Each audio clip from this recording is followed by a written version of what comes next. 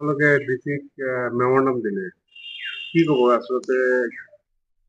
হয়, জলেশ্বৰ বিধানসভা সমষ্টিৰ অন্তৰ্গত চেংপাতা গাঁৱৰ ভাৰত ইটাভাটা আৰু লাঠিমা গাঁৱৰ এটা ইটাভাটা হৈছে নয়ন ইটাভাটা।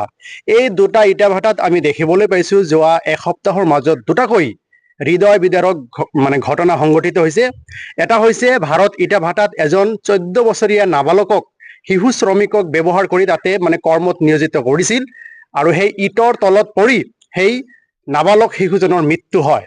তাৰপিছত আপোনাৰ হৈছে নয়ন ইটাভাটাত এজন 14 বছৰীয়া নাবালিকা ছোৱালীক দুজন পাখণ্ডই ধৰ্ষণ কৰে।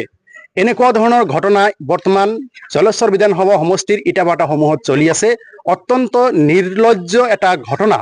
এনেকুৱা ধৰণৰ ঘটনা হ'ব নালাগিছিল, কাৰণ গোৱালপাৰা জিলা প্ৰশাসনে যিমান তদাৰকী ব্যৱস্থা ল'ব লাগিছিল সিমান ব্যৱস্থা লোৱা নাই। ওচৰতে আছে বগুৱান আৰক্ষী থানা আছে, সেই আৰক্ষী থানাৰ পৰাও কোনো ধৰণৰ বিহিত ব্যৱস্থা ল'ব পৰা নাই। এনেকুৱা ধৰণৰ ঘটনা কিয় সংঘটিত হ'ল, এই সন্দৰ্ভত আমি আম আদমি পাৰ্টিৰ পৰা দৃষ্টি নিক্ষেপ কৰিছোঁ। আজি এই দুটা ঘটনাৰ উপযুক্ত তদন্ত বিচাৰি মাননীয় জিলা আয়ুক্ত গোৱালপাৰা মহোদয়ক এখন মেমৰেণ্ডাম অভিযোগ পত্ৰ দাখিল কৰিলোঁ।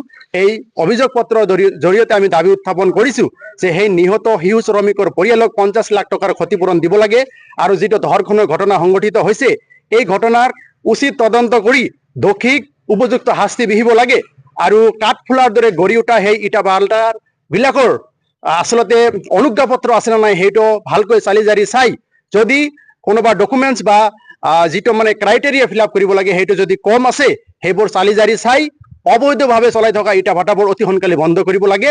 কাৰণ এই ইটাভাটাবিলাকে জলেশ্বৰ সমষ্টিত এটা প্ৰদূষণৰ সৃষ্টি কৰিছে।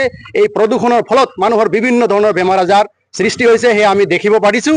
গতিকে আপোনালোকৰ জৰিয়তে গোৱালপাৰা জিলা প্ৰশাসনক অনুৰোধ জনাইছোঁ, অসমৰ মাননীয় মুখ্যমন্ত্ৰীক অনুৰোধ জনাইছোঁ, অতি সোনকালে এই জলেশ্বৰ বিধানসভা সমষ্টিত থকা ইটাভাটাসমূহক আপোনালোকে ভালকৈ তদন্তৰ আওতাত আনি সিহঁতৰ উপযুক্ত নথি পত্ৰবোৰ পৰীক্ষণ কৰিব লাগে আৰু এই ভিকটিম দুটা পৰিয়ালক উপযুক্ত ক্ষতিপূৰণ দি দোষীক উপযুক্ত শাস্তি বিহিব লাগে।